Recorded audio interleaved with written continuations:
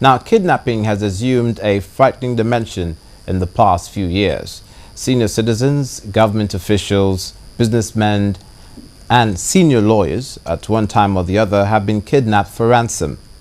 For the Edo State government, the death penalty is the answer to kidnapping. And is this right? Now, to give us a legal perspective to this issue, I'm being joined by senior lawyer, Mr. Osahon Ihenye. You're welcome to the News at 10. Thank you very much for inviting me.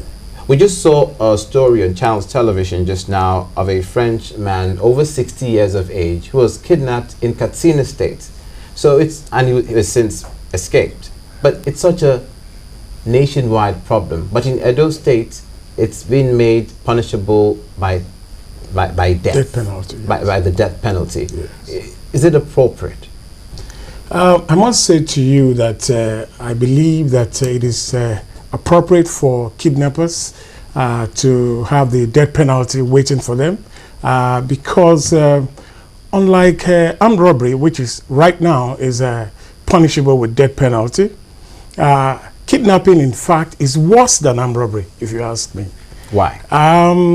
The average armed robbery situation probably happens within a few seconds, a few minutes, a few hours, probably 6 hours. You know, they hold up a family, a bank, or whatever. But kidnapping, like you have seen, is lasted for 11 months. In the case of the Frenchman, his family is traumatized. The man is traumatized. Is kidnapped at gunpoint. Is dehumanized. You know, and a whole lot of things are done to them. And these kidnappers insist on having a particular amount of money before they release the person. In fact, in some cases, a whole family is being sacked from their home because of kidnappers. People are kidnapped. I have even some personal experiences, which I probably would not want to say here. Okay. But family members are kidnapped. A man and the wife kidnapped for weeks. They ask for a particular amount of money. You give them. They insist they must get even some more money. There's even there's a lady who told me about how the husband was kidnapped. The husband was kidnapped. They insisted they must get 7 million. They paid them 7 million. And they told them, go to Bini or a road, you will see your husband. We have released him. Okay, let's take the perspective of human rights groups on this now.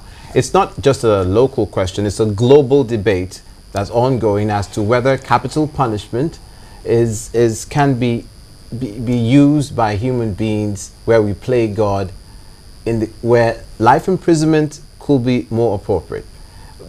But what do you think? Because they've kicked against it. Justice is not a one-way traffic. Justice is a three-way traffic. In fact, some say 4, some say 5. There must be, if you're saying that kidnappers should not have the death penalty waiting for them, then you are saying, oh, that it is only the accused person that should be taken care of. Remember, the victim that is also been taken away from family and friends, from work, from his comfort zone for months. Remember the victim. Remember the society. There must be justice to the society, justice to the accused, justice to the prosecution, justice to the family members, and justice to people who will want to think that, look, this man is kidnapped XYZ. He's made so much money from it. Children will start thinking, oh, kidnapping pays after all. So you need to get some people who will ordinarily want to go into kidnapping. You need to discourage them. You need to deter them, as it were. And by having the death penalty, I think a lot more people will be deterred. Even the stone-hearted ones will be deterred. Okay. Now, in the last few months to a year, it's been quite rampant in Edo State. That's what we're looking at. Yes. But Governor Shomole has been in office for over 4 years. Yes. Why now? Is it reactionary as opposed to being proactive, this decision to get the House of Assembly to pass this law? Even if you say it's reactionary, it is better late than never. You see, what has been happening in Edo State is that there's been the stories of kidnapping in Edo State is from the absurd to the laughable and at times downright stupid. You see that even teachers there was a case of a lady, a teacher, primary school teacher, who was kidnapped, and they were asking for 5 million from a primary school teacher. You can imagine that, you know, and several people are kidnapped. There was this particular gentleman who, an Igbo man, he's been doing business in Edo State, he's lived in Edo State for 20 years or thereabouts. He has divested completely from Edo State. He was kidnapped 3 times. He told me that the 3rd time, the kidnappers handed him over to a 3rd kidnap group. They stabbed him in his tummy. He had to hold his intestine and run for dear life. Okay, thank you very much, sir. That's all we have time for.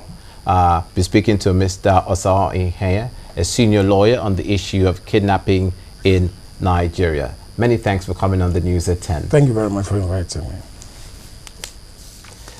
Now, to the arts.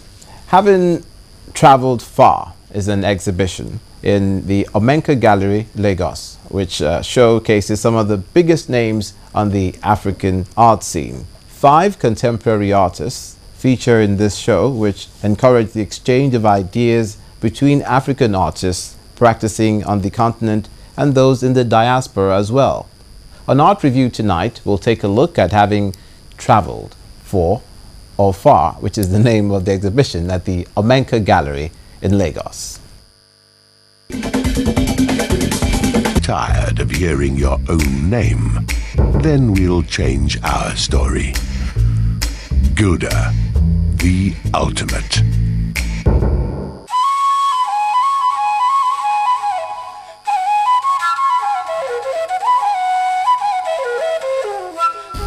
They may not be the famous 5 from the adventure series, but they are famous in their own right and have brought adventures here for everyone to enjoy and probably learn a thing or two from. It's an exhibition in collaboration with Artco, one of the leading galleries in Germany, representing contemporary African artists. They're not here in the flesh to explain more about it. The curators in charge of the show tell us more about the works and the reason behind the exhibition, titled Having Traveled Far.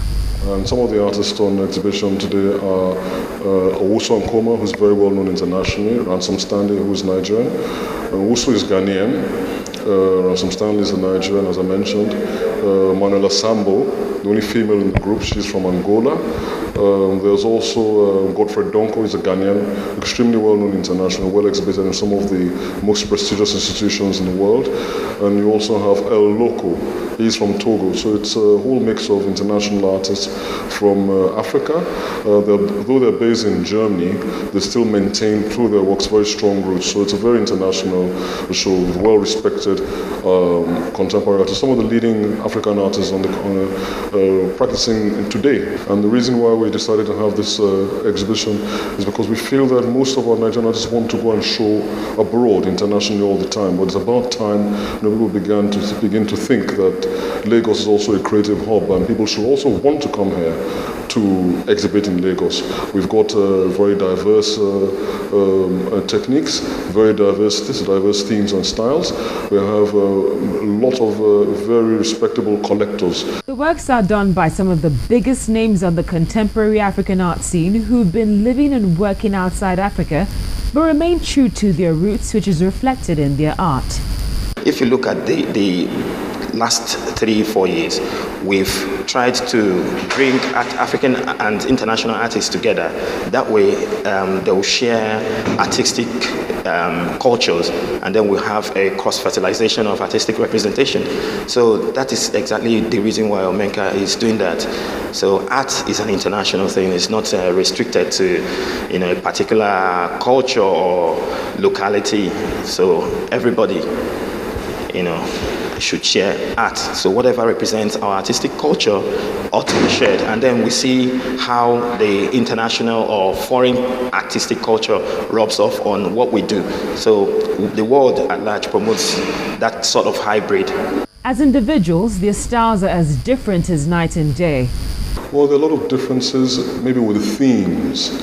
the themes of work. And the Nigerian work is more Nigeria-centric. The themes are the market themes, the themes predominantly some things that are happening in Nigeria, which Nigerian artists want to tackle. But you still see a lot of the same themes in Nigeria, which we're used to, dance themes, festivals. But here we have artists who are looking more international.